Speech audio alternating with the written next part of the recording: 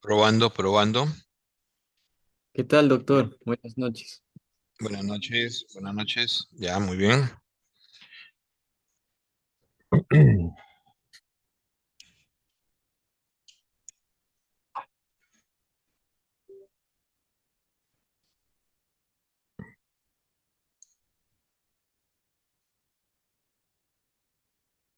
Ok. Eh, Chicos, ¿cómo están? Buenas noches. Espero que haya sido un examen simpático. Eh, siempre tratando de que el tipo de examen sea tipo caso clínico como debe ser. Y ya ese es algo que tenemos que acostumbrarnos. Y yo creo que ha sido sencillo. ¿Tienen alguna duda crítica o alguien tiene alguna duda crítica sobre el examen?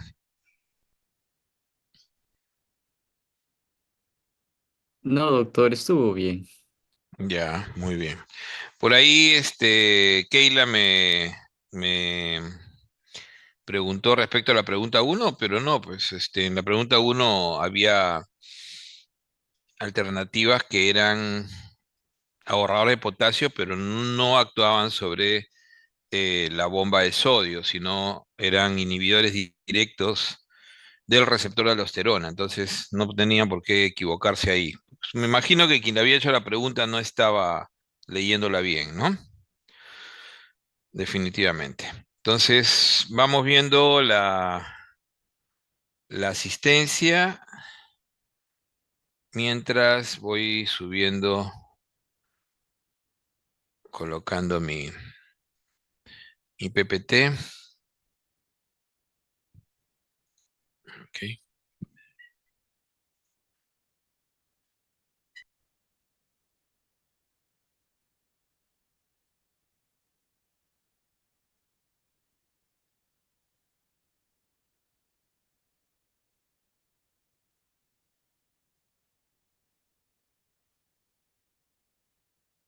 ¿Escuchan fuerte eso? No, no, maestro. No, no escuchan ningún, como un ave gritando. Ah, ya, está bien. Porque sí, yo lo escucho fuerte, pero por suerte estoy con audífono, así que con micrófono. Entonces está bien, no hay problema. Lo que pasa es que acá estoy rodeado por huerequeques. Ok. Ya saben, cualquier cosa me escriben por el chat. Vamos viendo, vamos avanzando. Yo creo que ya podemos ir hablando un poco sobre la farmacología pulmonar. La farmacología pulmonar en realidad es bastante, hasta cierto punto, sencilla. Se basa fundamentalmente en el hecho de poder broncodilatar el pulmón y generar sobre todo el proceso de inflamación, que es el proceso básico del asma, ¿no? Entonces, básicamente vamos a revisar los corticoides inhalados, algunas drogas broncodilatadoras, siempre teniendo en cuenta que el sistema bronquial, tráquea y bronquio, ¿no es cierto? Tiene un músculo liso, donde en qué parte de todo el sistema, ¿no? Nosotros tenemos la tráquea, bronquio principal, ¿no? Esta es la tráquea, el bronquio derecho, el bronquio principal izquierdo. Tenemos los bronquios primarios, ¿no es cierto? Los secundarios y los terciarios. Al final tenemos una estructura que se llama bronquiolo, ¿no es cierto? Bronquiolo. ¿Cuál es la diferencia del bronquiolo con el bronquio final, terciario? A ver, ¿quién habla? Hablen, ustedes saben más de esto que yo. La diferencia entre bronquio y bronquiolo, ¿El cartílago, maestro? así es, el bronquín no tiene cartílago. El bronquiolo. Ese es uno. Entonces, la estructura, y ahí has dado en la clave, la estructura fundamental del bronquiolo estará dada por músculo liso. Un músculo que tiene una forma especial que se entrelaza y es por ello que el mayor broncoespasmo, acuérdense siempre, se va a dar en el bronquiolo, no en el bronquio. El mayor broncoespasmo se da en el bronquiolo, cuya estructura fundamentalmente es netamente músculo liso. Otra diferencia importante entre bronquio y bronquiolo es el hecho de que el epitelio, ¿cómo era el epitelio en el bronquio? Eh, Pseudoestratificado Cilíndrico, cilíndrico ciliado. ciliado. Mientras que en el bronquiolo será cúbico de tipo prismático, ¿no? Ya con casi ausencia de cilios. ¿Por qué? Porque el bronquiolo ya no produce moco, o me estoy equivocando. ¿Produce o no produce moco el bronquiolo? Ahí viene otra gran diferencia. El bronquiolo se defiende fundamentalmente con la producción de moco. ¿Quién produce el moco en los bronquios? Células caliciformes. No, La caliciforme forma, ¿no? Más o menos el 5% del moco, pero el 95%, 90-95% proviene de la glándula mucosa, ¿no es cierto? Entonces hay una glándula mucosa que produce básicamente agua y electrolitos y la caliciforme, o también llamada células de Goblet, ¿no es cierto? Esas células van a producir mucina, ¿no? Va a producir la mucina y eso es lo que va a generar básicamente ese moco que tiene dos capas, una capa externa que es espesa y una capa interna que es totalmente líquida. Eso permite al cilio, no sé si nosotros vemos los cilios están ahí, están embebidos en el agua del moco, esto es agua básicamente, y acá van a tener la mucina, que atrapa cualquier cuerpo extraño, y después esto es con los cilios, el movimiento ciliar, más o menos 200 cilios por célula, movilizan esto hacia el exterior. Y eso genera, obviamente, si es anormal, va a generar el esputo. Entonces, el primer mecanismo de protección, el moco, fundamental. El bronquiolo ya no genera moco, ya no genera moco. Moco, no. Entonces, ¿cómo se defiende? El bronquiolo, en lugar de tener células caliciformes, tampoco las va a tener. En lugar de tener glándulas mucosas, tampoco las tiene. Miren, preguntas de examen, Bronquiolo no tiene caliciforme, no tiene glándula mucosa, no tiene cartílago, como bien dijeron ustedes. ¿Cómo se defenderá el bronquiolo? Mientras ustedes van pensando, les voy dando la división. Acá tengo mi bronquiolo, ¿no? Mi bronquiolo terminal, el cual todavía no hace intercambio respiratorio, sigue siendo zona conductiva. Y después, ¿qué va a venir? Mi bronquiolo respiratorio. respiratorio. Este sí hace intercambio gaseoso, ¿no es cierto? ¿O no? ¿O me equivoco? Sí hace. Tiene hasta un 20% de alvéolos en su pared, mientras que el terminal no hace intercambio gaseoso. La otra diferencia es que el bronquiolo terminal más o menos mide 1 milímetro y este mide 0,5 milímetros, o sea, ya se va achicando, ¿no? Cada bronquiolo terminal da 2 a 3 bronquiolos respiratorios. ¿El bronquiolo respiratorio a qué da paso?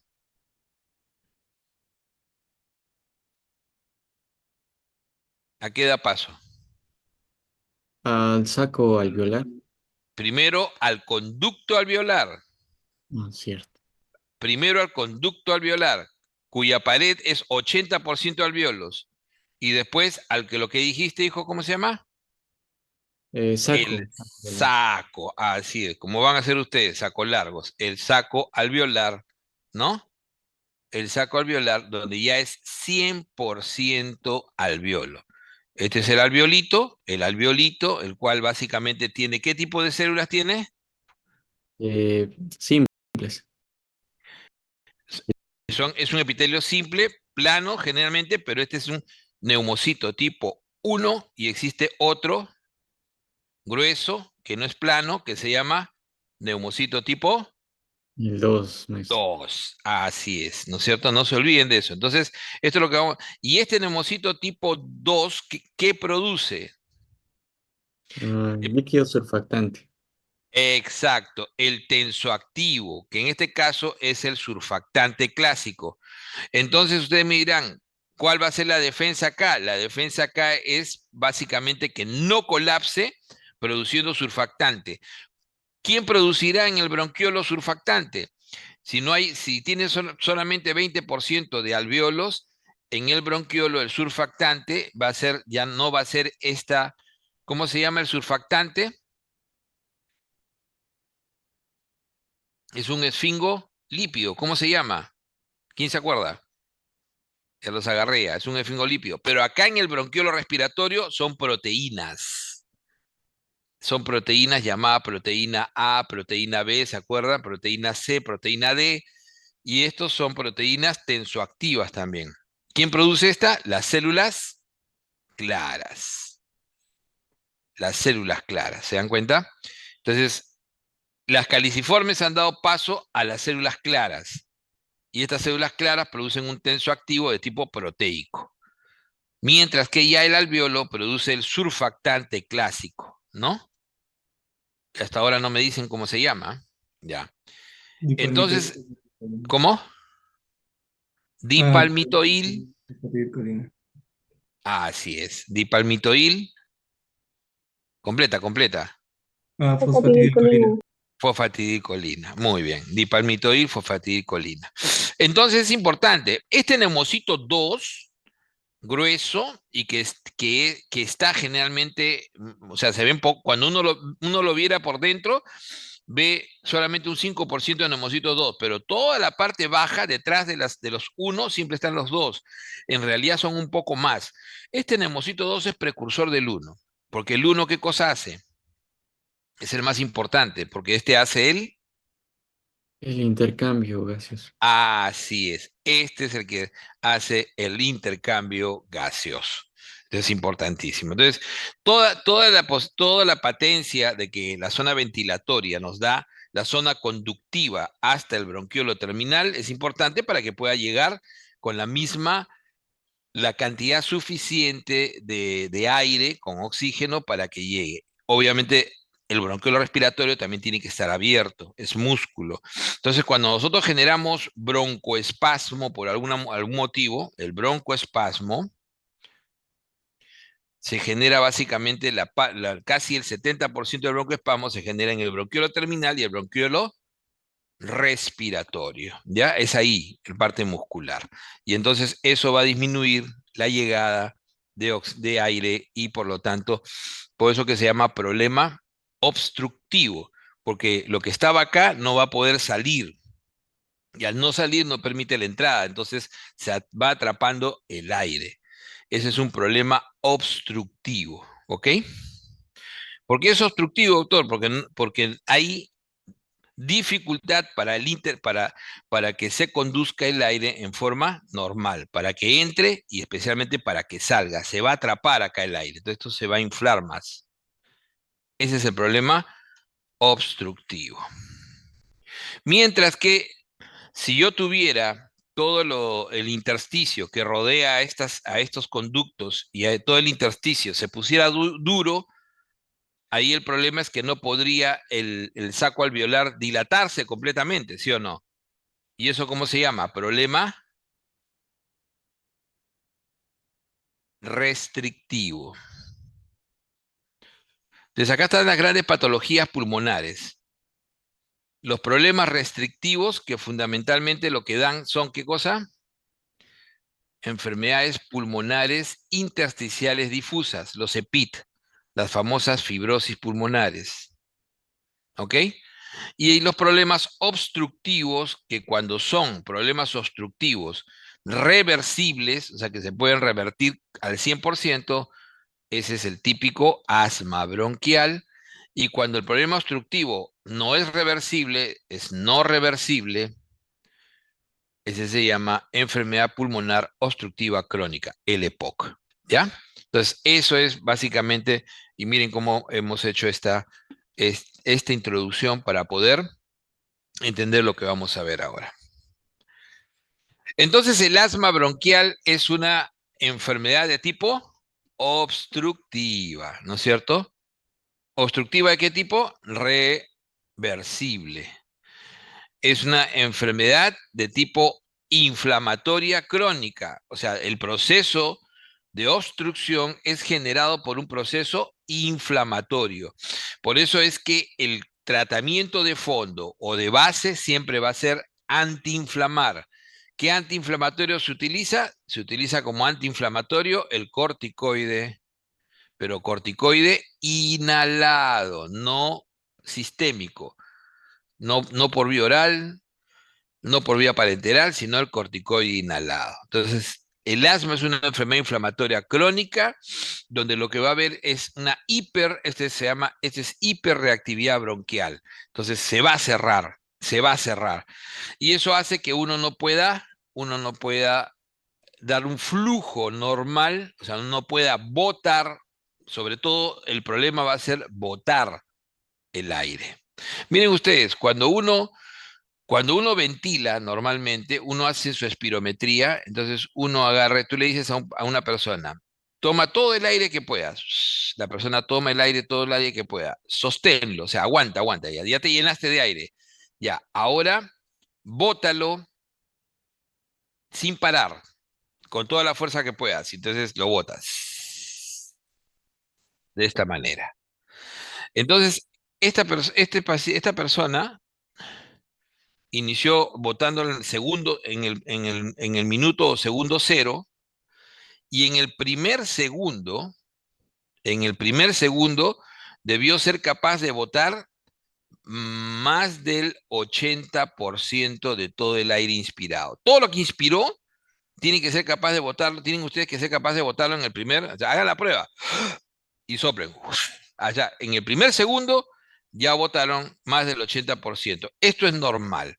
Entonces, eso se llama el volumen expirado forzado en el primer segundo, el BEFS1.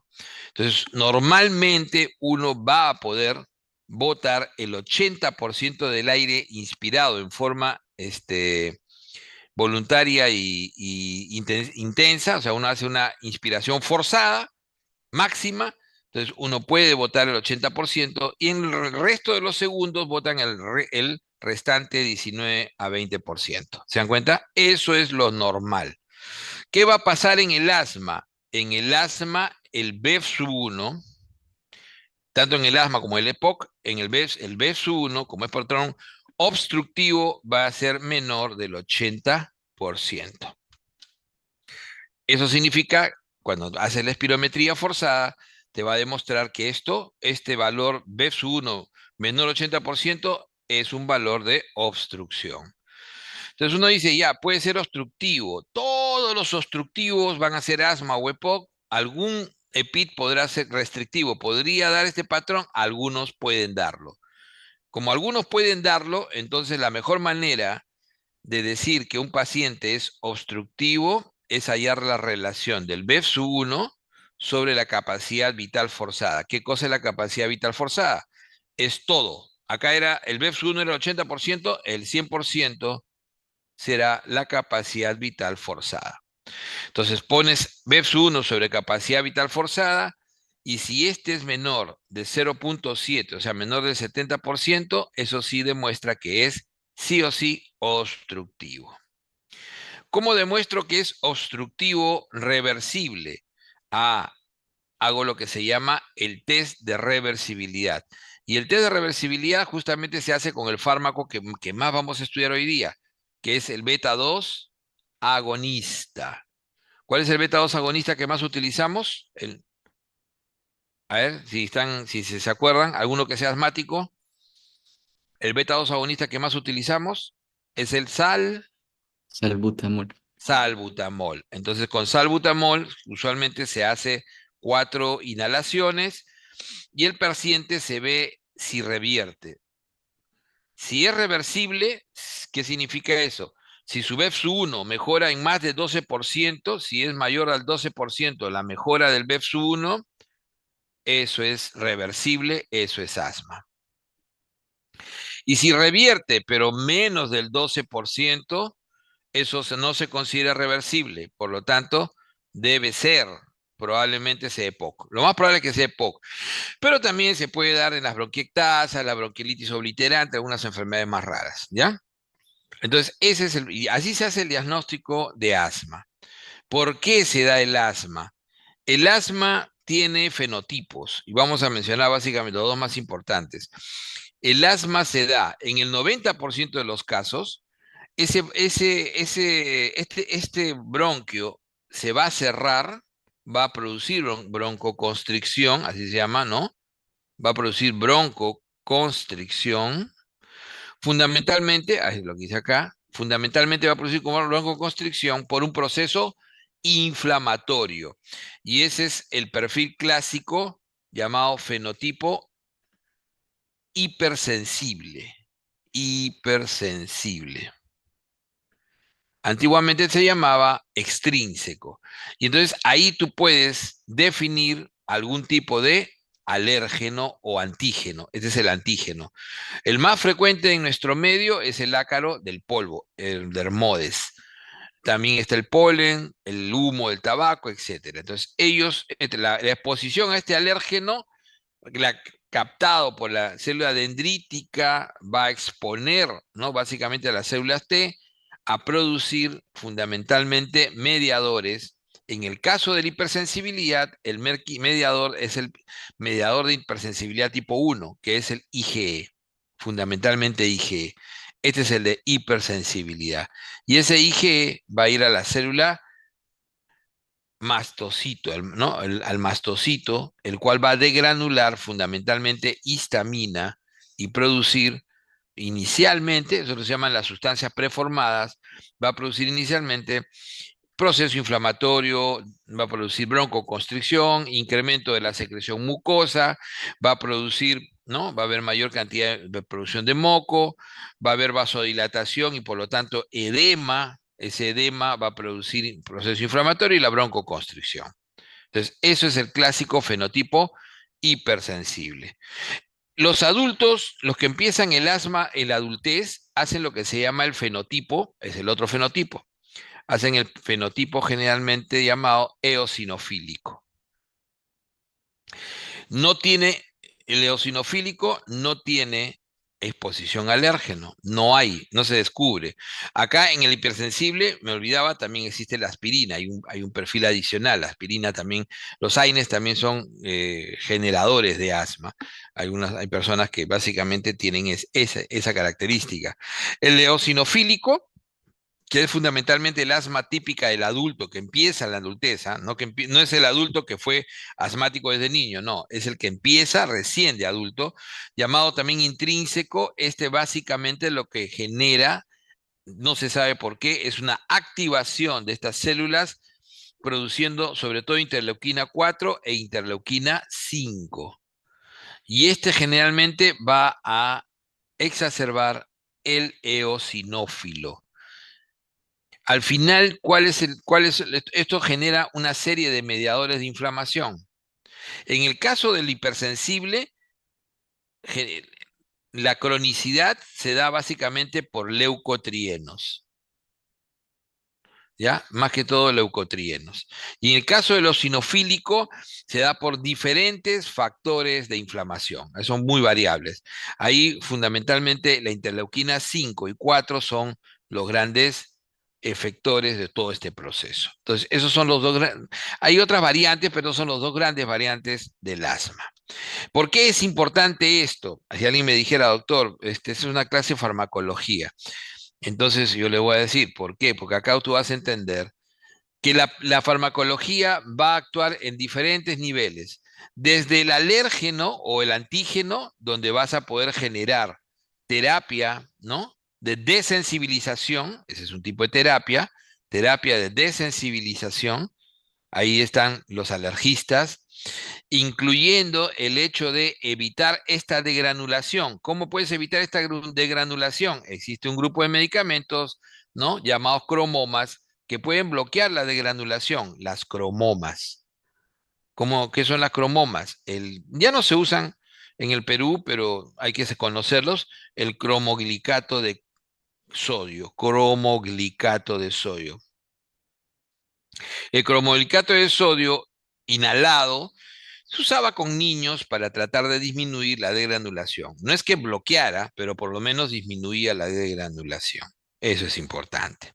Obviamente que estamos generando broncoconstricción. Y aquí viene, este es el principal problema que va a generar la clínica, ¿no es cierto? El sibilante, la disnea. ¿Qué le vamos a dar acá? Broncodilatador. En los broncodilatadores, los más importantes, los más potentes, los beta 2 agonistas. Entonces, acá vamos a actuar con beta 2 agonistas, como salbutamol, terbutalina. Pero también existe otro grupo de broncodilatadores que tienen que ver ya no con la relajación del músculo, sino tienen que ver con disminuir el tono parasimpático. Y eso se llaman antimuscarínicos. Y vienen entonces los antimuscarínicos como segundo orden de broncodilatadores. Ahí, por ejemplo, típico el bromuro de ipratropio, ¿ok? Incluso existe un tercer grupo de broncodilatadores que se llaman metilsantinas. Y estas metilsantinas, ¿no? Como por ejemplo la teofilina, van a producir broncodilatación. Entonces, se dan cuenta que en esta misma tabla uno dice, ya, pero doctor, el gran proceso acá es el proceso de inflamación. ¿Cómo calmo mi célula B? ¿Cómo calmo mi célula T? ¿Cómo calmo todo este proceso? Tengo que calmarlo con corticoide inhalado. Corticoide inhalado. Entonces, no le voy a dar corticoide sistémico porque tiene muchos efectos adversos. Este se constituye la piedra angular del tratamiento. ¿Se dan cuenta? Doctor, si mi paciente, a pesar de todo lo que hago, está muy severo, entonces, ¿qué trataré? Trataré de bloquear el IgE. ¿Podré bloquear el IgE? Sí, puedo bloquear con un anticuerpo monoclonal. Entonces, el paciente que no responde a tratamiento, que es muy severo y que se ahoga, incluso pueden morir, ese paciente refractario tendré que utilizar un bloqueador de IgE, como el omalizumab. ¿Este servirá en todos los asmas? No, este servirá en el asma hipersensible, el que produce IgE. Pero doctor, mi paciente no es el hipersensible, mi paciente es el paciente eosinofílico, el adulto mayor, ese es el más refractario de todos, ahí está la mortalidad. ¿Cómo hago? Ese paciente le he dado todo lo que usted me ha dicho, pero no responde. Entonces, ¿cómo puedo hacer? Tengo que bloquear su interleuquina 5 y utilizo un monoclonal que se llama Reslizumab o el mepolizumab. Hay hasta 3 diferentes. En el país tenemos relizumab y tenemos mepolizumab, que son anticuerpos monoclonales. ¿Se dan cuenta? De esto sale toda la terapia. Simplemente para acotar lo que habíamos dicho y recordar especialmente que hay los dos grandes procesos, ¿no es cierto? La célula dendrítica, el alérgeno, el mastocito, que termina al final, tanto el eosinofílico, porque el alérgeno es el eosinofílico, ¿no? El hipersensible, tanto el hipersensible como el eosinofílico, los dos están más o menos imbricados. El hipersensible con alérgeno inicia con el mastocito, que es la célula más importante, pero termina generando también la activación del eosinófilo, neutrófilo y otras células. Mientras que el perfil eosinofílico básicamente empieza con la activación a través de las células T del eosinófilo. Por formación de moco, vasodilatación, hipersecreción mucosa. Alguien me diría por ahí, doctor, si hay hipersecreción mucosa, ¿por qué no le da mucolíticos? Ese no es el problema. El problema no es darle sintomáticos. Acá uno tiene que tratar, ¿no? Lo más importante, primero, es broncodilatar y segundo es desinflamar. Obviamente que este músculo se va a terminar hipertrofiando e hiperplaseando. Entonces, ahí vamos a tener el asmático, que es una enfermedad crónica, cada vez va a ser peor sus crisis. Eso es lo otro que tienen que acordarse siempre. El asma viene por exacerbaciones o crisis. Hoy en día se dicen exacerbaciones. Y no se olviden el reflejo colinérgico. Este reflejo colinérgico a través del receptor muscarínico. Por eso es que acá podemos darle como adyuvante, como un segundo fármaco broncodilatador, los antimuscarínicos. Entonces existen los antimuscarínicos de acción corta, se llaman los SAMA, antimuscarínicos de acción corta, así, ¿no? Antimuscarínico, short action, de acción corta. Todo el mundo me dice, doctor, ¿pero por qué en inglés? Porque así lo vas a encontrar en toda la literatura. Incluso así lo han preguntado en un examen de ENAM. Así que hay que aprenderlo. Y también existen los antimuscarínicos de acción prolongada, los LAMA, antimuscarínico long, de acción prolongada.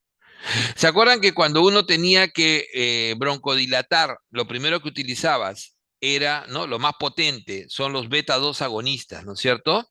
Igual, los beta 2 agonistas tendrás el de acción rápida, el que se usa generalmente en la crisis, ese se llama el SABA. Beta agonista de acción corta. Ese tipo salbutamol, terbutalina.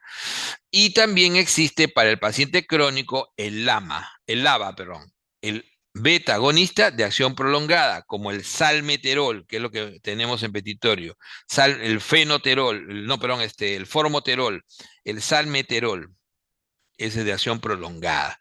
El mecanismo de acción es el mismo, lo que los diferencia, como vamos a ver, es el tiempo y el inicio de acción. Acá tienes el hiperatropio, acá tienes el tiotropio. Vamos ahora al otro proceso. El otro gran proceso obstructivo, vamos a ver básicamente obstructivos, ¿ah? No vamos a hablar de fibrosis pulmonar porque ahí realmente la terapéutica es muy diferente y no va mucho con la farmacología. Entonces, en el EPOC ya sabemos que la obstrucción es no reversible. ¿Y por qué? Porque existe todo un proceso irritante, crónico por el cigarro, donde hay un cambio y una fibrosis asociada, donde tú vas a tener proceso fibrótico, destrucción y proceso inflamatorio crónico asociado con hipersecreción de moco. Destrucción de la pared alveolar, entonces vas a tener un proceso de enfisema. ¿Qué es el enfisema? La destrucción de las paredes del alveolo. Ese alveolo ya no va, se llena de aire, pero ya no tiene ninguna estructura para que ese aire regrese. Se atrapa crónicamente. El enfisematoso es un paciente que sopla. Cuando respira, su mayor dificultad es expirar. Entonces es un paciente ¿no? que toma aire, pero tiene que prácticamente soplar. Tú lo ves como un soplador crónico. Son típicamente adelgazados, rosados, porque como viven con hipoxia constante, tienen generalmente una hemoglobina muy alta. Ese es el paciente enfisematoso. Ese es el menos común. El más común es el que genera más fibrosis. Y ese va a generar lo que se llama la bronquitis crónica. Entonces el EPOC tiene dos cuadros diferenciados. El enfisema, donde este paciente no tose, no genera moco, este paciente atrapa aire. Este paciente lo que tiene es básicamente disnea. Es un paciente que todo el tiempo está sentado, se cansa rápido, sopla, es delgado y sobre todo atrapa aire. Mientras que el bronquítico crónico más bien tiende a ser gordito, pícnico. Ese es el tosedor crónico. Este es tosedor con expectoración. Este es el que hace exacerbaciones. Entonces, este es el que más abunda. Hoy en día, el cuadro clínico no es tan diferente. Entonces, los EPOC no es que tengas un grupo de bronquíticos y un grupo de enfisematosos separados. La mayoría tienen doble patrón. O sea, hay un patrón que antiguamente llamábamos mixto, pero hoy en día preferimos decirle simplemente patrón de EPOC y se acabó.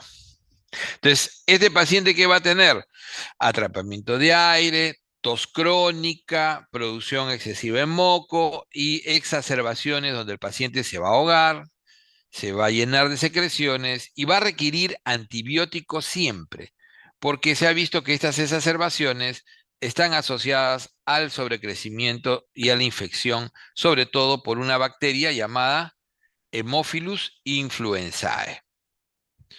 Fundamentalmente el Haemophilus influenzae. Después sigue la Moraxella catarrhalis, los que están más asociados a la exacerbación del EPOC. Los EPOCs, el 99% de los pacientes son por tabaquismo. El otro 1% tiene múltiples causas. La más importante es la deficiencia de alfa-1 antitripsina, que produce básicamente enfisema, pero también están aquellos de la industria por efecto del humo. Y entonces la terapia pulmonar, entramos ya ahora sí a la parte farmacológica, la terapia pulmonar nos abre básicamente un medio, acuérdense cuando hablábamos, ¿no?, del ADME, ¿no?, ¿no?, lo básico, la farmacocinética, absorción, distribución, metabolismo, pero hay lo que se llama la liberación, el inicio.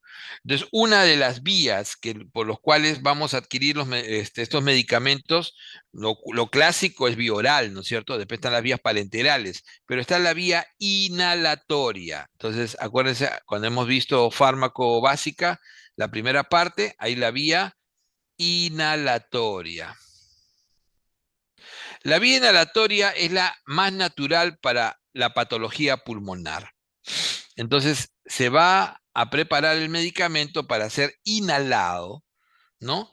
En lo que se suele llamar una dosis medida, ¿no?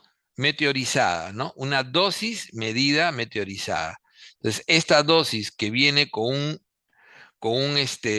gas inerte, generalmente el fluoroalcano,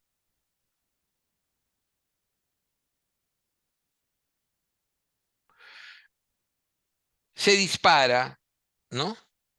Y básicamente es aspirado. ¿Se requiere utilizar inhalocámara? No siempre. Y después vamos a ver por qué no siempre se necesita inhalocámara. Lo importante es que el paciente, cuando va a utilizar, y acá les voy a enseñar algo que les va a servir toda la vida, cuando ustedes utilicen un inhalador, tienen que enseñarle a su paciente cómo utilizarlo. Entonces, el medicamento viene acá, por ejemplo, salbutamol.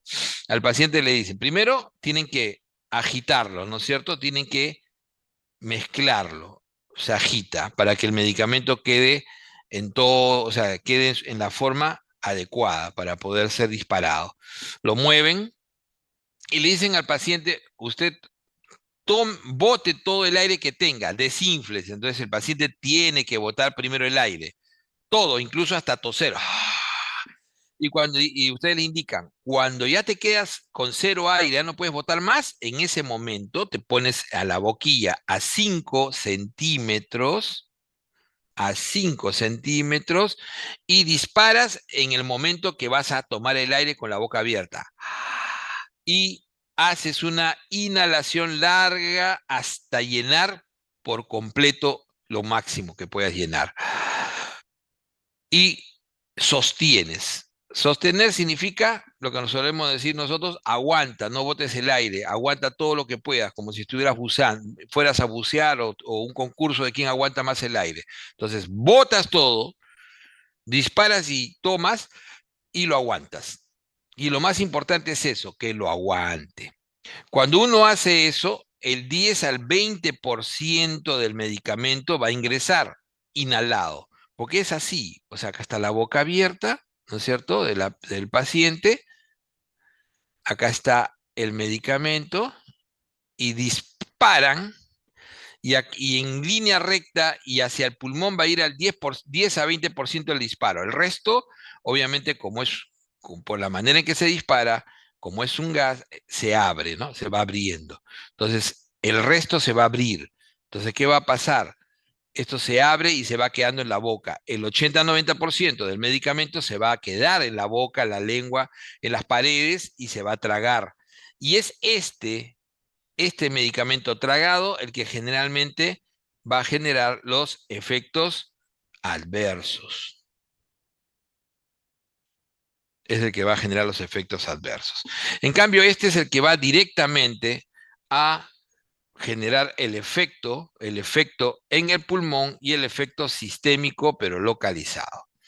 Obviamente el medicamento evitó el primer paso, después va a ser metabolizado cuando sea absorbido, especialmente el 80-90%. Pero este 80-90% no generó efecto en el pulmón y fundamentalmente genera los efectos adversos. El inhalado, es el que va a generar el efecto. Ahora viene el concepto. ¿Cuándo uso inhalocámara? ¿Cuándo uso una inhalocámara? ¿Han visto ustedes cómo es una inhalocámara? Las inhalocámaras son de esta manera. Tienen la forma de rombo. Entonces, aquí está la boquilla, ¿no? Aquí está la boquilla y aquí está donde uno coloca el inhalador. La inhalocámara, lo que no, en realidad no va a hacer que tú respires o tú absorbas más. Tienes que hacer el mismo efecto. Botar todo, te pones la boquilla y disparas y aspiras largo. Entonces, esto va a ir sin interferencia y lo vas a aspirar igual 10 a 20%.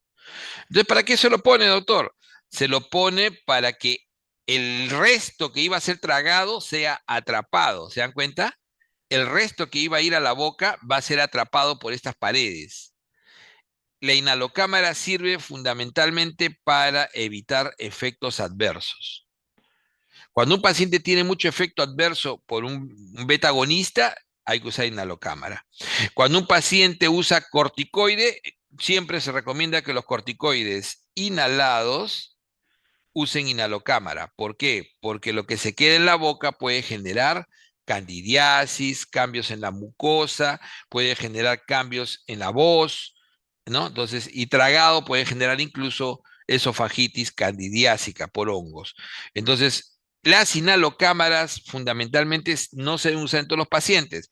Se usan en general para disminuir efectos o evitar efectos adversos, como en el caso de los corticoides. Y las inhalocámaras sí son útiles cuando el paciente no es colaborador. O sea, un niño no te va a entender que bote el aire y tú le disparas. A un niño vas a tener que hacer que respire dentro de la inhalocámara y disparas cuando el niño estaba a punto de aspirar. Tienes que sincronizarte tú, el padre, el que va a estar de tutor ahí. Entonces, en niños, ahí sí no, y en ancianos que no también están en fase de niños, ¿no? Adultos mayores, vamos a poner, ¿ya? A veces yo digo ancianos y después me critican. Entonces, esas son las indicaciones para usar inhalocámaras. Niños pequeños, niños que no pueden seguir indicaciones, ancianos o adultos mayores que no pueden seguir indicaciones y aquellos medicamentos en los cuales necesitamos disminuir efectos adversos. Muy bien. Entonces, eso de que agarra tu cámara y respira adentro es una de las grandes tonterías de la medicina. Y todo el mundo lo repite, ¿ah? He visto hasta neumólogos que le dicen, pones tu inhala y vas a respirar hasta 6 veces. Y sí, ¿de dónde salió eso de 6 veces? Bueno, ya, dejémoslo ahí. Pero lo van a escuchar, lo van a aprender e incluso hasta les van a discutir, ¿ah? Pero ya saben ustedes que el efecto del medicamento es el disparo directo. Alguien abrió por ahí su micrófono, ciérralo. Es el disparo directo, es lo que va a entrar directamente al pulmón. Muy bien, entonces veamos ahora, habíamos dicho que existen sí, el deseo compartido temprano. No le compartía, no se lo pasé al delegado. Cucaracho. Espérate. Qué raro. Juraría que se lo había compartido. Un momentito. Ya. Tampoco me lo has pedido, pues. Te has olvidado. Ya, espérate, déjame ver acá un ratito, rápido nomás. Creo que es acá, sí, acá está. Ahí va. Te lo mando a tu WhatsApp y ahora igual voy a tratar de subirlo. Te lo acabo de mandar a tu WhatsApp y voy a tratar de subirlo acá en el chat, aunque últimamente no me estaba aceptando subir. Vamos a ver si lo acepta, ¿ya? Para los que puedan en el chat. Ahí está, parece que sí va a subir. Ok, ahí está subiendo al chat también, ¿ya? Por los dos medios. Listo.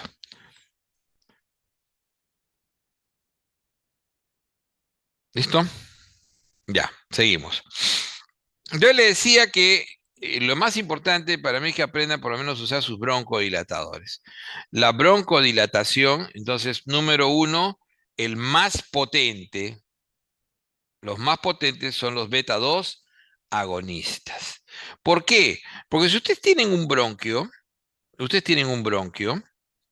este bronquio fundamentalmente se mantiene relajado el músculo o broncodilatado por efecto adrenérgico, ¿ok? Ese es fundamentalmente. Si el efecto de la adrenalina o epinefrina es broncodilatar, siempre tiene que haber el equilibrio. El efecto de quién será la broncoconstricción. La broncoconstricción es efecto de la acetilcolina, ¿no es cierto? El efecto parasimpático. Entonces, efecto simpático y parasimpático. Entonces, ahí se genera el equilibrio. Cuando yo necesito broncodilatar más o generar más efecto broncodilatador, le daría adrenalina. Y dicho sea de paso, la adrenalina se puede utilizar en los casos muy graves. Entonces, la adrenalina es el medicamento inicial para la broncodilatación, la adrenalina. ¿Ok? Y si yo quiero ayudarlo, debería bloquear el efecto de la acetilcolina. ¿Y cómo bloqueo? Podría darle atropina, por ejemplo. Ya sería muy extremo. ¿Cuál es el problema de usar cualquiera de estos dos? Que la adrenalina tiene más efectos adversos y puede producir incluso daño directo, y la atropina también tiene severos efectos adversos. Pero en casos extremos vamos a poder utilizar la adrenalina. Pero el efecto de la adrenalina sobre el bronquio es por los receptores beta 2. Entonces existen los beta 2 agonistas, ¿no? Beta 2 agonistas, em, especializados, estos beta 2 agonistas, como por ejemplo el salbutamol. Ojo que el salbutamol, ¿no? Selectivo, también es llamado albuterol en Norteamérica. Es el mismo medicamento, es la misma situación de acetaminofén y paracetamol. Acá le llamamos paracetamol, en Norteamérica le llaman acetaminofén. Acá le llamamos salbutamol, en Norteamérica le llaman albuterol, ¿ok? Es lo mismo. Entonces, los beta 2 agonistas, ya les había dicho que el efecto fundamental de los beta 2 agonistas es a través del receptor que también responde a la adrenalina, a través de la proteína G, ¿no es cierto? A través de la proteína G, y lo que va a generar es un incremento de la producción del AMP cíclico. El AMP cíclico produce al final activación de los conductos, incremento del potasio activado, disminución de esta vía, intercambio de sodio-calcio, y al final todo ello va a redundar en broncodilatación. O sea, relajación del músculo. Relajación del músculo. Este AMP cíclico incrementado puede definitivamente también incrementarse indirectamente a través del GMP. Y ahí puede actuar fundamentalmente ¿quién? Ahí puede actuar los antimuscarínicos. Los antimuscarínicos, como por ejemplo el bromuro de hipertropio, generando también relajación.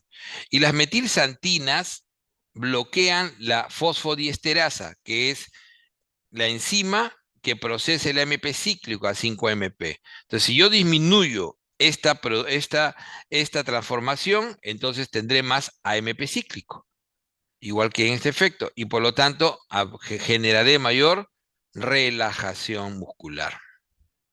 Fundamentalmente relajo el músculo y eso produce broncodilatación. Entonces, el más potente siempre es los beta 2 agonistas, ¿no? Que hay de acción corta, de acción larga, le siguen los antimuscarínicos y le siguen las metilsantinas. Doctor, ¿hay alguna otra manera de broncodilatar? Si hay una manera más adicional que se utiliza en grandes emergencias, cuando el paciente tiene broncoespasmo severo que no responde a estos tratamientos. Ya le dimos antimuscarínico, ya le dimos beta 2 y no pasa nada, incluso metilsantinas. Tenemos el sulfato de magnesio. El magnesio en ampollas, el sulfato de magnesio en ampollas, al 10%, tiene efecto relajante tiene el efecto de poder relajar en forma intensa. Entonces, este sulfato de magnesio también se utiliza en los casos de crisis o exacerbaciones severas que no responden a las inhalaciones y se va por vía intravenosa.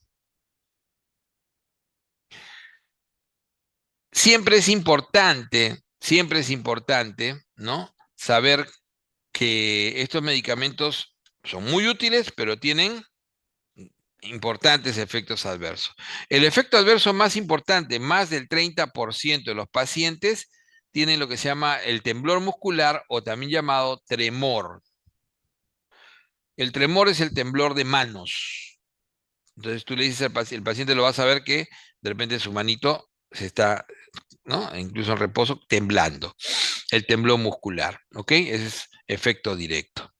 Otro de los grandes efectos adversos, por eso están en negrita, es la hipopotasemia o hipocalemia.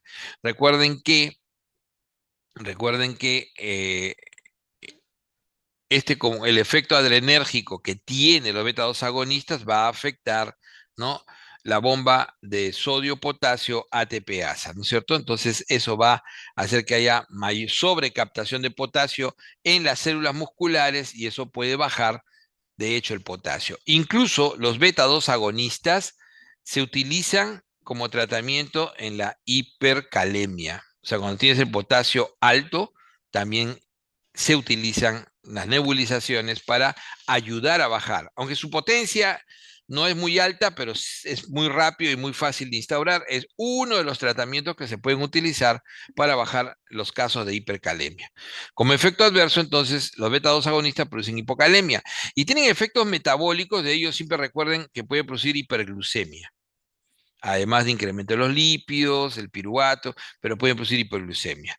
Otros efectos, como por ejemplo la taquicardia, siempre va a generar taquicardia, pero suele pasar desapercibido. Ahora, esa taquicardia puede generar una taquiarritmia, o sea, lo que habíamos hablado la vez pasada, ¿se acuerdan? Algo más severo, con palpitaciones, caída de la presión, sensación de desvanecimiento, sí, pero esto es cuando es tóxico, cuando la dosis se vuelve tóxica. Recuerden que este ya no sería efecto adverso, sino sería efecto tóxico. Como efecto adverso es que el paciente va a tener taquicardia. O sea, un paciente que normalmente tenía 70, 80 de frecuencia cardíaca, de pronto va a estar con 90, 100 o 100, 120, ¿no?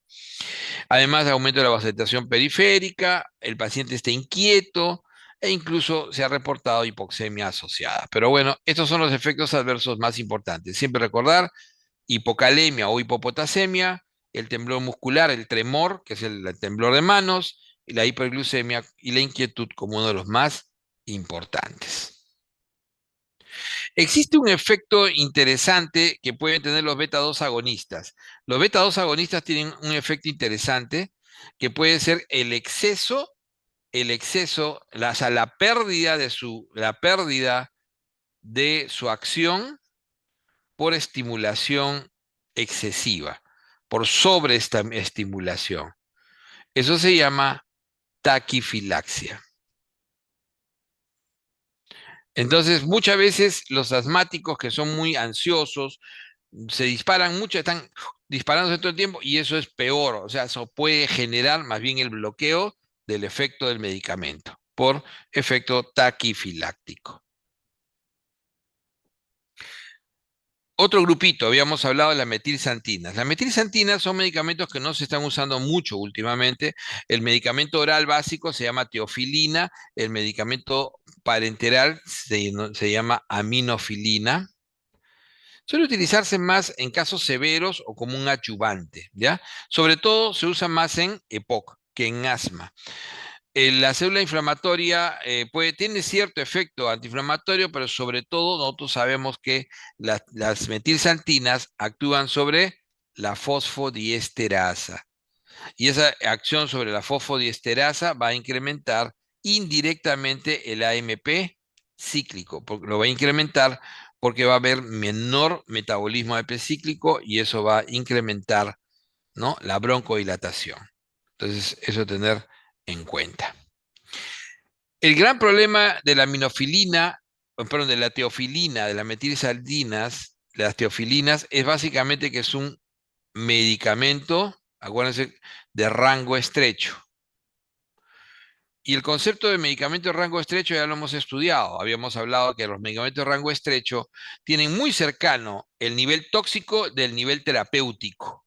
Entonces es muy cercano el nivel tóxico del nivel terapéutico. Acá está el nivel terapéutico y por acá está el nivel tóxico casi en la punta. Entonces, este rango es estrecho.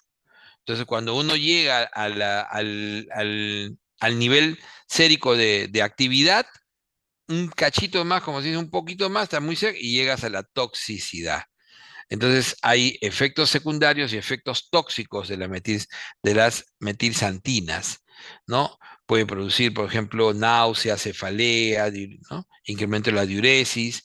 Puede ser incluso cuando hay toxicidad, puede producir convulsión, puede producir incluso angina.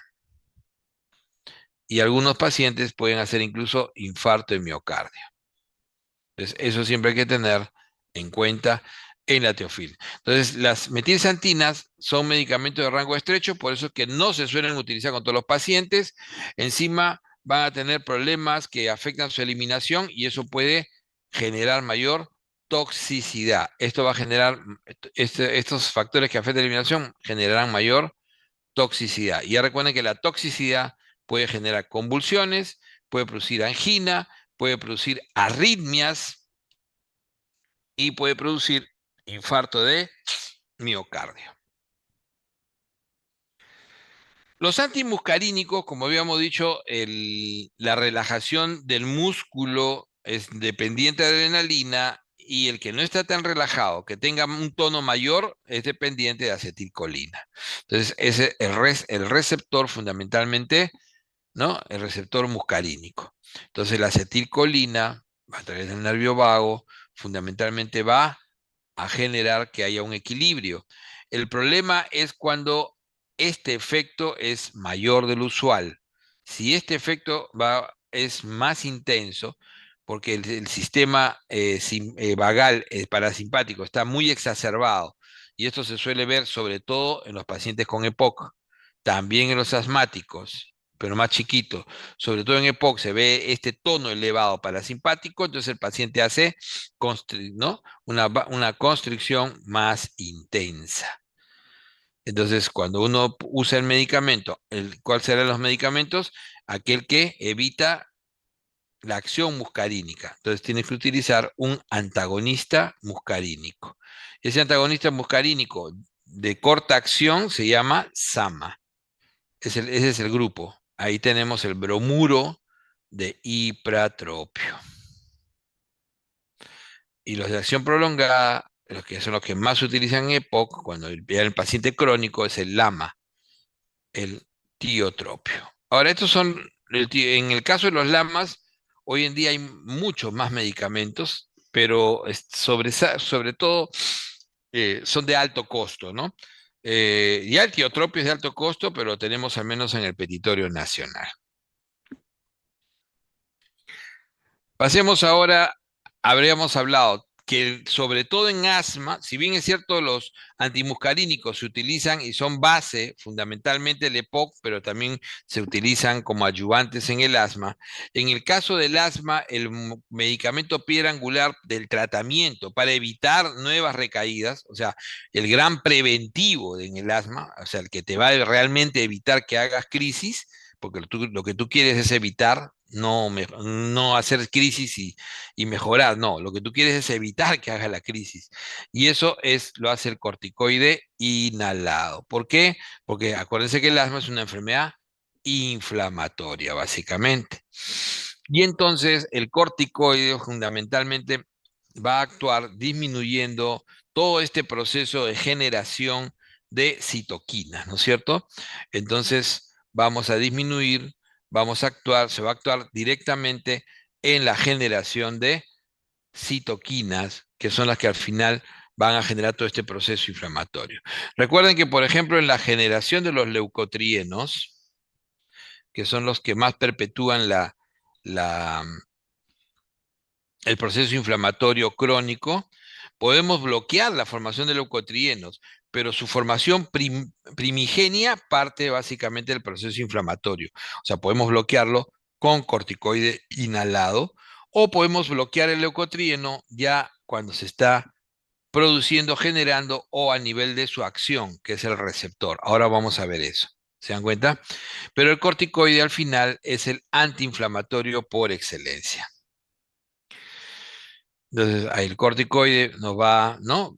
Va a disminuir la formación de citoquinas, de mediadores, va a disminuir ¿no? La fuga, o sea, ¿no? La vasodilatación, el edema a nivel de la mucosa, incluso va a tener cierto efecto, ¿no? Cierto efecto relajatorio sobre el músculo, pero no es el efecto principal, y disminuir la producción de moco fundamentalmente. El efecto fundamental siempre corticoide inhalado es antiinflamatorio. El problema es el efecto secundario. Entonces, como habíamos dicho, ¿cómo lo podemos evitar? Lo podemos o disminuir. En realidad evitar es un decir, pero se disminuye tremendamente cuando se usa la inhalocámara. Ahí es cuando se reduce. Entonces, lo más frecuente es la disfonía. Realmente cuando usas corticoides inhalados, y es muy marcado, el paciente cambia el tono de su voz, hace disfonía. El más característico, no el más frecuente, este es el más frecuente. El más característico, recuerden que el más característico no es el más frecuente, pero es el que siempre se menciona clásicamente, es la candidiasis, ¿no? Orofaringia. ¿Qué cosa es qué cosa es la candidiasis orofaringia? Recuerden que candida es un hongo, sobre todo en forma ovalada, es un hongo que crece en zonas húmedas, es un hongo que siempre lo tenemos en la piel, pero que solemos mantenerlo a raya, porque nuestro sistema inmune lo puede controlar. Este hongo, cuando crece, generalmente es cuando tienes alguna falla en tu sistema inmune. Por ejemplo, los diabéticos suelen hacer infecciones por cándida. ¿Por qué? Porque los diabéticos, uno de los defectos que tienen es precisamente su sistema inmune sobre el sistema de complemento. Entonces, los diabéticos hacen. Y los que usan corticoides, obviamente el corticoide es un antiinflamatorio, pero que también es inmunomodulador y por lo tanto disminuye la respuesta inmune y por lo tanto te va a inmunosuprimir, puede ser local o sistémicamente. En este caso sería más local.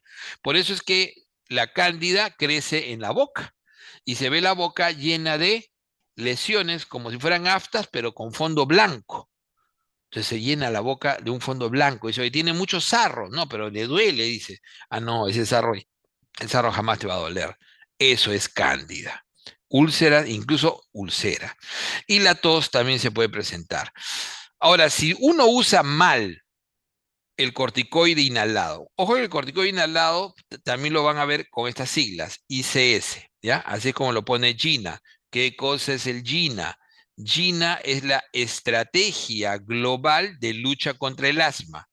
Entonces, GINA nos genera todos los protocolos de diagnóstico y tratamiento. El GINA, el último GINA que vamos a revisar también es del 2019. En el caso del EPOC también es importantísimo. Es la enfermedad en el mundo que más pacientes crónicos genera a nivel pulmonar. Y la estrategia contra el EPOC se llama la estrategia GOLD, como si fuera oro, GOLD. Estrategia Mundial de Lucha contra la Enfermedad Pulmonar Obstructiva Crónica. Entonces, por eso van a ver a veces que decimos clasificación GOLD del EPOC, es por eso. No es porque no tiene que ver con oro, tiene que ver con la Estrategia Mundial de Lucha contra la Enfermedad Obstructiva Crónica. Bueno, entonces decíamos que los corticoides inhalados, habíamos dicho de que pueden ser tragados el 80% de lo que disparas y eso puede generar efectos sistémicos cuando usas dosis altas. Por eso que toda la estrategia está en usar dosis bajas. Mientras más baja sea la dosis, mejor. Cuando llegas a dosis altas, puede generar efectos sistémicos. El peor efecto sistémico que puede tener un paciente con corticoides es lo que se llama el síndrome de Cushing. El síndrome de Cushing es un síndrome clínico por efecto del bloqueo del eje, ¿no? Del eje hipotálamo, hipófisis suprarrenal. Entonces se bloquea el eje y el paciente tiene exceso de actividad de cortisol, exceso de actividad de cortisol por efecto de los corticoides, y entonces va a producir un síndrome de Cushing donde puedes tener todas las clínicas del Cushing, donde el 100% tienden a ser obesidad, centrípeta, perdón, sí, centrípeta, suelen producir las facies de media luna, ¿no? La plétora facial, la osteoporosis, hipertensión severa, ¿no? Y puede producir equimosis.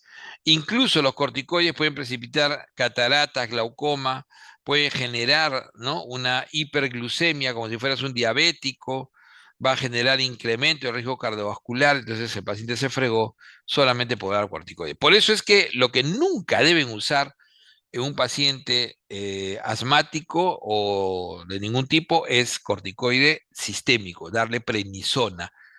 Entonces la gente va a las emergencias, los nebulizan y les meten su hidrocortisona, que puede ser en el momento de la etapa aguda si es severa, pero lo peor de todo es que los mandan a la casa tomando pastillas de prednisona. Eso hoy en día es un crimen.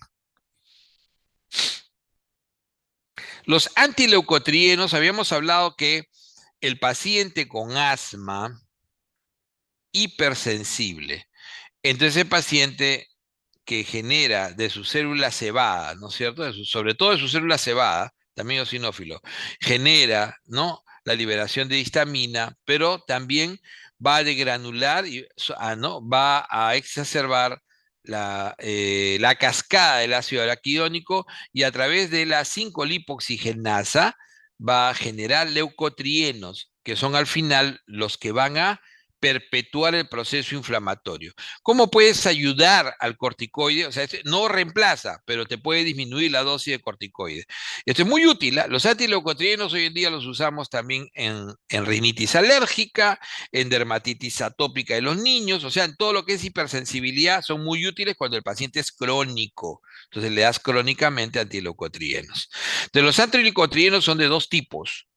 El que antagoniza ya el leucotrieno formado a nivel del receptor, entonces ese se llama antagonista del leucotrieno, ese bloquea el receptor, y el que tenemos en el país se llama Montelukast. Claro, ahí también está el Pranlukast y Afrilukast. Y tenemos el otro que actúa bloqueando la enzima que va a generar el leucotrieno. Entonces, inhibidor de la 5-lipoxigenasa. Nunca lo hemos tenido en el país, pero sí lo han preguntado. Es el Sileutón, y sí se los voy a preguntar, ¿ok? Entonces, cuando yo bloqueo la acción del leucotrieno, sea por menor producción a través del sileutón, o sea por bloqueo del receptor, montelukast, pranlukast o zafirlukast, entonces voy a disminuir la secreción de moco, voy a disminuir la exudación, voy a disminuir, ¿no?, el reclutamiento de los sinófilos y voy a broncodilatar. Voy a broncodilatar. Entonces, ese es el efecto. ¿A quién ayudo? Ayudo al corticoide inhalado, al ICS, a ese lo ayudo. Y además de eso, siempre recuerden que el antileucotrieno, en el caso del asma, se utiliza en el asma de fenotipo hipersensible, que es el que suele empezar en la infancia, que es el 90% de los asmáticos. No se va a usar en EPOC, por ejemplo. Ahí no hay nada de hipersensibilidad. Habíamos dicho en un esquema inicial, yo le decía que si ese paciente hipersensible, a pesar de todo que le ha dado su lava, su salmeterol, le has dado corticoide inhalado, has llegado a tosis tope, tiene leucotrienos, tiene todo, pero sin embargo el paciente termina igual haciendo broncoespasmo severo, eso se llama refractariedad. Entonces, cuando el paciente es refractario, tú dices, mi paciente debe ser hipersensible, porque ¿no? Es un típico paciente hipersensible, tiene antígenos, ya todo lo demás.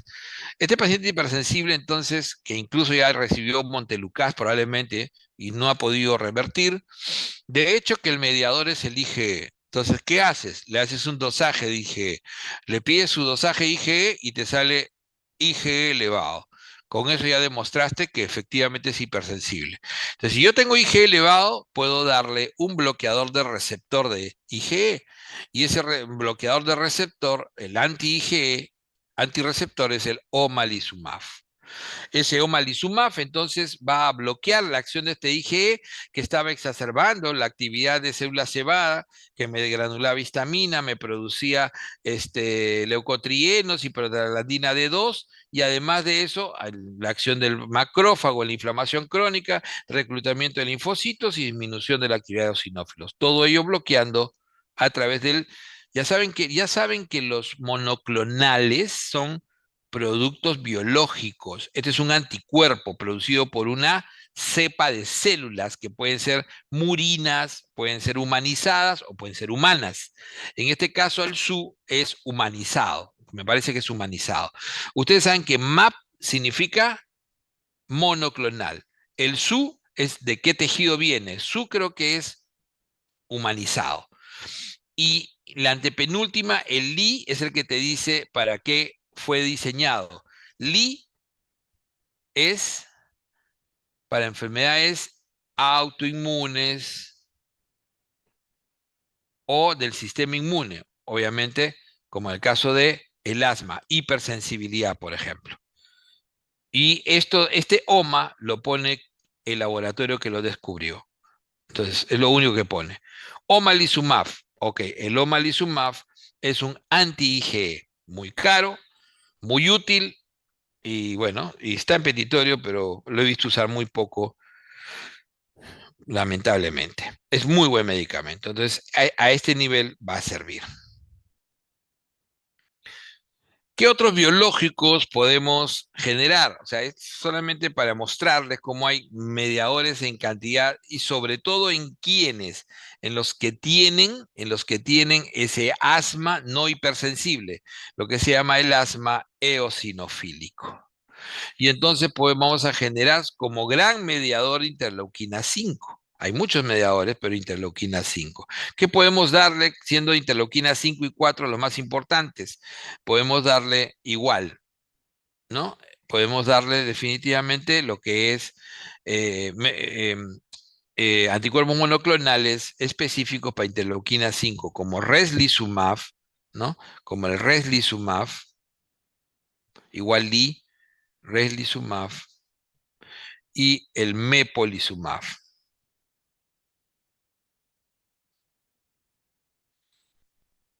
Estos van hacia el asma de perfil, fenotipo eosinofílico. Muy bien, solamente para ver cómo es, ¿eh? Esos son los dos grandes asmas, ¿no? El asma alérgico y el asma, ¿no? El asma alérgica y fundamentalmente el asma eosinofílica, ¿no? A uno le llaman también, acá está, el asma eosinofílica, perdón. Anticuerpo antiinterleuquina 5 y aquí los anti-IgE.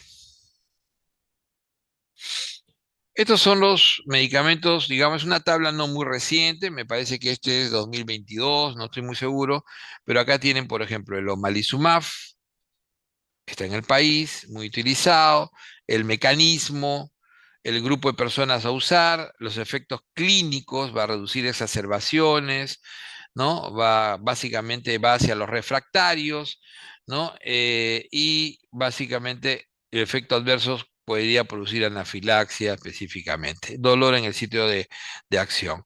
El mepolizumab, ¿no? Que es antiinterleuquina 5, ¿no? Indicado básicamente en los asmáticos que tienen este perfil o este perfil eosinofílico, básicamente, ¿no? Igual reduce exacerbaciones, todos estos tienden a inmunosuprimir, puede causar herpes zóster, ¿no? Exacerbación y actividad de infección helmíntica si el paciente se va a exacerbar mucho.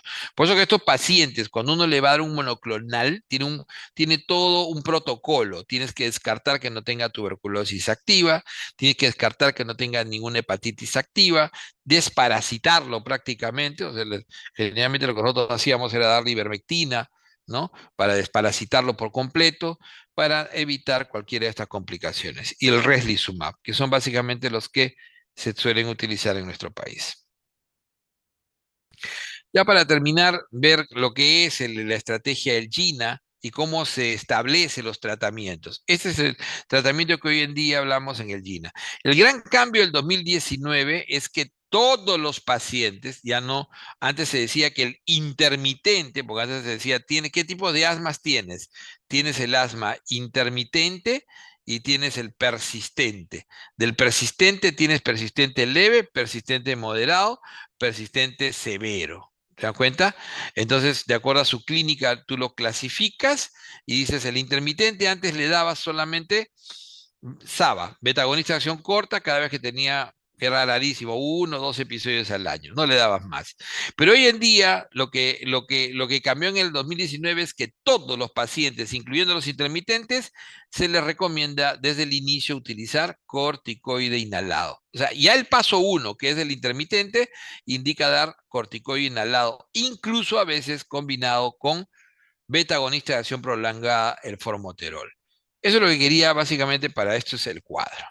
Vean cómo ustedes al final, en el paso 5, cuando el paciente ya está muy severo, severo es continuo, y va a ir a la refractariedad, entonces ese paciente utilizó tiotropio, utilizó varias cosas tratando de salvar, no funcionó, vas a ir a las terapias anti-IgE. ¿Cuál es el anti-IgE? Omalizumab.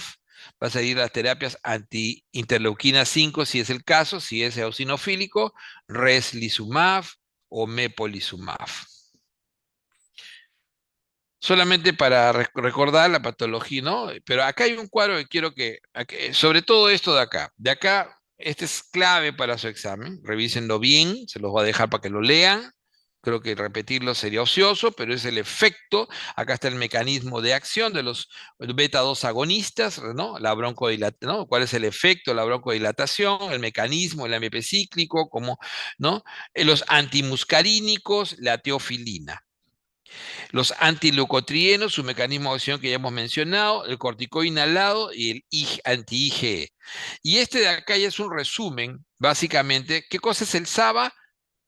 Beta-agonista de acción corta, no se olviden, de acción corta. Beta-agonista de acción corta. Y el LABA, beta-agonista de acción prolongada o acción larga. ¿Por qué? El mecanismo de acción de ambos va a ser igual, o sea, incrementan el AMP cíclico. Pero, ¿cuál va a ser la diferencia? Que este LABA, como el formoterol o el salmeterol, que es el que tenemos en petitorio, inicia recién a las 2 horas que lo has inhalado, porque todos son inhalados, ¿ah?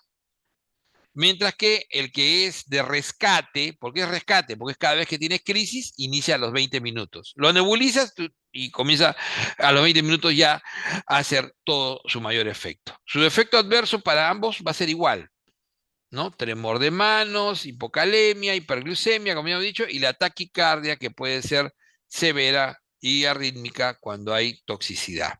Entonces ahí tienes los lavas. Cambiemos de color. Vamos con los corticoides inhalados, ICS, como lo llama Gina, o los glucocorticoides inhalados, como lo llaman en España, GSI. Entonces, el que más tenemos en nuestro medio es la beclometasona, barato y bueno. La fluticasona es el mejor, el budesonide, el más utilizado en pediatría, el más caro también. Entonces, es la piedra angular de tratamiento porque es el antiinflamatorio por excelencia. Y ya lo habíamos hablado sobre sus efectos adversos, sobre todo la difonía y la candidiasis. Veamos ahora los antimuscarínicos, que no siempre se usan en asma, pero siempre se usan en EPOC. El antimuscarínico de acción corta y el de acción prolongada. El mecanismo de acción es el mismo, bloqueador del receptor muscarínico de acetilcolina.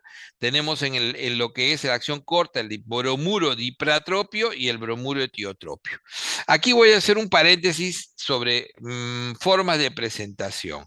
Ustedes siempre han visto, ¿no es cierto? Siempre han visto lo que es el inhalador, ¿no es cierto? Que tiene esa forma, ¿no es cierto? Ahí tienes arriba esto, disparas, ya. Pero hoy en día muchos de estos medicamentos vienen en forma de cápsulas que en el interior el medicamento viene en forma de polvo. Es mucho mejor. Entonces, cuando el medicamento viene en forma de polvo y viene con un disparador donde uno ¡pac! hace un hueco a la cápsula que queda fija adentro y tiene una boquilla y lo aspira, y aspiras todo el polvo. Y se recomienda, y aguanta todo lo que puedas otra vez. El 100% del medicamento va, casi el 100%. Doctor, entonces todos deberían usar polvo. Sí, el costo es 20 hasta 100 veces mayor de lo que es un inhalador. Y el segundo, que es mucho mejor, es líquido inhalado. Pero esos son disparadores especiales, ya. Tú lo pones en la boca y aspiras y ¡pax! Y es una cosa impresionante. Los tiotropios, por ejemplo, este de acá, nunca vino en spray, ¿ya? Inicialmente vino en cápsula y actualmente el más moderno viene en líquido inhalado. El que compra el Estado, no sé por qué es el polvo, yo no he visto que haya mucha diferencia, pero sigue comprando el cápsula. Yo creo que los neumólogos pendejos, disculpe que lo diga así, eh, guardan el líquido para ellos darlo en su consulta privada. Eso siempre me ha parecido rarísimo. Yo le digo así, ¿no? Porque las cápsulas son muy antiguas y yo no sé, siguen apareciendo, sigo viendo los pacientes cuando les dan en el seguro con este sistema de cápsulas. Sin embargo, el líquido es mucho mejor. Miren los efectos adversos de los los antibuscarínicos, bronquitis, incluso sequedad de boca, y es básicamente un adyuvante del beta agonista, ¿no? Y tratamientos refractarios. Vamos a los antileucotrienos. Muy buen fármaco. El Montelukast es el único que tenemos en el país. Incrementa infecciones respiratorias y se usa en todo tipo de atópicos.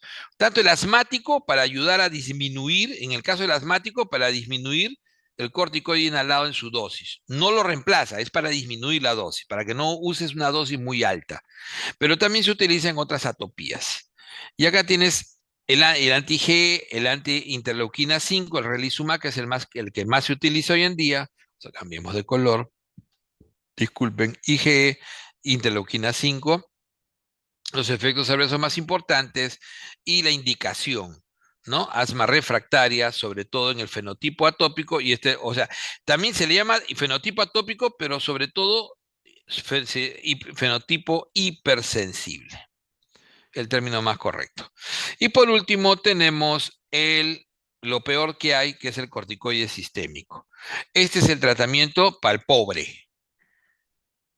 No me digan que la medicina es justa, no es justa, porque van a ver ustedes que hay gente que va a recibir, pues, corticoides inhalados de alta calidad, va a recibir incluso hasta omalizumab, va a recibir todo, pero el pobre del CIS y que tiene un médico pobre en conocimientos, utilizará prednisona en sus pacientes, incluso después de sus crisis moderadas. La hidrocortisona y metilprednisolona sí están bien indicados en las crisis severas, pero después de salir de una crisis severa, uno debe salir con corticoide inhalado, no con prednisona.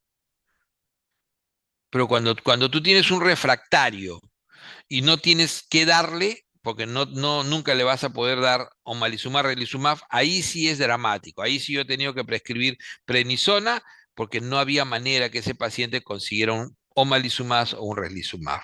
Lo que es un crimen es usar prednisona en los asmáticos que no son refractarios. Ahí sí es un crimen. Y he visto demasiados pacientes en este país, lamentablemente, con síndrome Cushing. Y no saben lo que es un síndrome Cushing para un paciente joven. Hacen fracturas de columna. Imagínate ver un hombre de 45 años en una silla de ruedas por asma. Es un absurdo, pero lo habré visto 100 veces. No le digo 20, 100 veces lo habré visto. Y son pacientes que van a las emergencias en la madrugada, el interno quiere dormir, dice, ya llegaron los asmáticos a joder. Disculpe que lo diga así, es crudo, pues así. Porque el asma se exacerba más entre las 4 y 6 de la mañana, pregunta examen, porque es la hora en que menos protección antiinflamatoria tienes, ¿no? Previo al pico de cortisol de las 8 de la mañana. ¿Cuándo te infartas más? ¿Cuándo tienes más problemas cardiovasculares? En la mañana, a las 8, entre las 8 y las 10 de la mañana, porque ahí viene tu pico de cortisol. Pero antes de hacer ese pico, cayó el cortisol al mínimo. Entonces, tu antiinflamatorio propio cayó al mínimo, en ese momento haces la peor crisis de asma. Y esos pacientes, por eso los pacientes siempre llegan en la madrugada. Y todo lo que hemos hecho guardias, decía, ah, ya vienen los asmáticos. Son los que te levantan a las 5 a las 6 de la mañana y te friegan el final de la guardia. Y entonces ya le pone nebuliza, le pone su hidrocortisona y mándalo con su prednisona a tu casa. Te lo dejas al interno y como el interno se vuelve autómata, ya tiene hasta la receta prehecha. Es un desastre. Entonces, esos pacientes van un día, otro día y se cargan de tabletas de prednisona. Y te das cuenta, después pasan 3, 4 meses y ya están con Cushing, ya están fracturados. Espero que ustedes no hagan eso. Y este es el famoso tratamiento escalonado que hoy en día se hace del asma, ¿no? Entonces le decía, el tratamiento, como dicen este es español, glucocorticoides inhalados desde el inicio, escalonado, el escalón 2, esto es antileucotrienos, escalón 3, va subiendo cada vez más, cada vez más el medicamento hasta que llegas al último escalón del refractario. Muy bien. Ok, chicos, yo esto ya es para revisar básicamente el mecanismo. Preguntas. Hablen o escriban. No te olvides de pasar la lista. ¿Preguntas? Si no se pregunta nada, debe ser porque entendieron todo. ¿Sí? ¿O me equivoco? ¿Alguien? Doctor, Sí, dígame. usted mencionó asma intermitente y asma persistente. Es ¿Eso es una lo mismo? manera, es una manera de clasificar clínicamente. Clínicamente. O sea, es el mismo asma. Pero un asmático, así como tú puedes, en otras enfermedades, tú dices, no, su enfermedad es leve, o es moderada, o es severa, ¿no es cierto? Entonces, en el Sí. asma, el que menos crisis tiene, por ejemplo, menos de una al mes, ese se llama intermitente. Tiene crisis diarias, o sea, en el día, menor a uno al mes, perdón, o una a la semana, disculpa, una a la semana. O tiene crisis nocturnas, ¿no? Que son menor o igual a 2 al mes, 2 noches al mes. Si ese paciente tiene un BEFSU1 normal, mayor de 80%, ese paciente tiene, por ejemplo, las limitaciones a la actividad cero, o sea, no tiene ninguna limitación. Ese es un asma súper leve, se llama intermitente. ¿Se dan cuenta? Pero ¿qué pasa si este paciente de pronto tiene mayor o igual a uno a la semana de días con alguna crisis? Un día o más, pero no todos los días. Un día o más, pero no todos los días. Y nunca más de una crisis por día. Miren cómo es la clasificación, ¿ah? Mayor o igual a uno significa uno o más a la semana, días, pero no el mismo día dos crisis. Eso ya lo cambia. Pero no todos los días tampoco. Puede tener 3, 4 días. ¿Ok? Y eso lo hace persistente leve. Tiene entonces entre 3 a 4 noches al mes. Sigue siendo más de 80% su BEFSU1. Y las limitaciones a la actividad aparece ya al ejercicio o esfuerzo. Un poquito de limitación. Pero el resto del tiempo está tranquilo. ¿Se dan cuenta de la figura? Miren. ¿Qué pasa si este paciente de pronto ya no, acá les había dicho que podía ser hasta 4 o 5 días, pero no el mismo día, solamente una crisis? ¿Qué pasa si este paciente tiene todos los días, tiene alguna crisis? Todos los días, pero no todo el día. No es constante, pero todos los días tiene alguna crisis. Se convierte en persistente moderado. O si en las noches tiene más de una noche por semana, pero no todas las noches de la semana, se convierte en moderado. Y este ya tiene su BEFSU1 entre 60 y 80%. Y ya tiene una limitación, ya no el esfuerzo, sino este tiene una limitación a la actividad laboral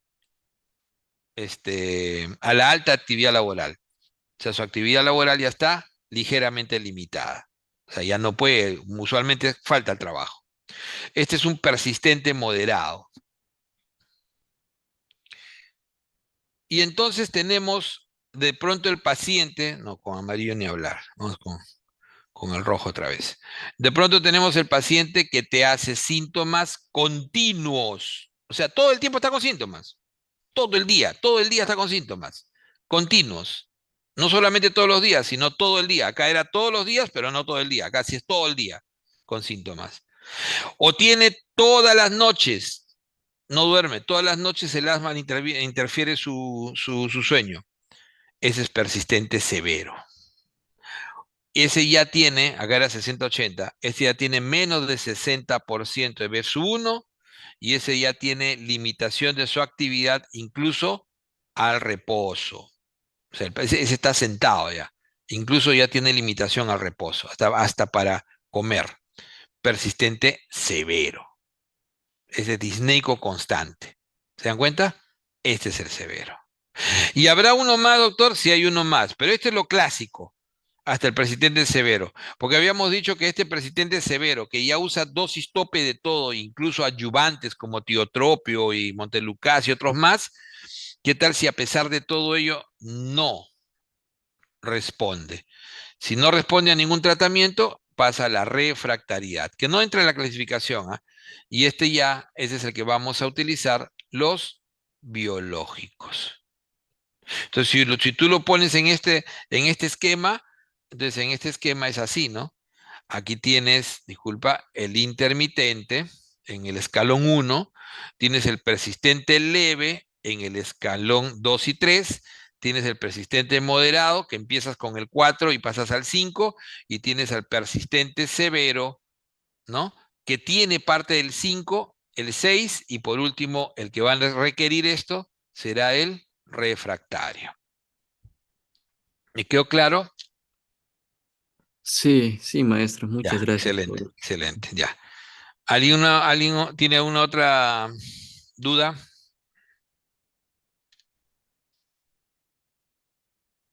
Lo grabaron, ¿no? Me imagino. Dele- Ya, ya, excelente. Entonces, ya es de la segunda parte. Hemos actualizado una que otra cosa. Y está bastante sencillo. La próxima semana no tenemos clase por Semana Santa, ¿no es cierto? Me parece que no está programado. ¿Ya? Entonces, cualquier duda, si por ahí tienen del examen, ya me escribe el delegado, ¿ya? Si hay algún reclamo, listo, dígame.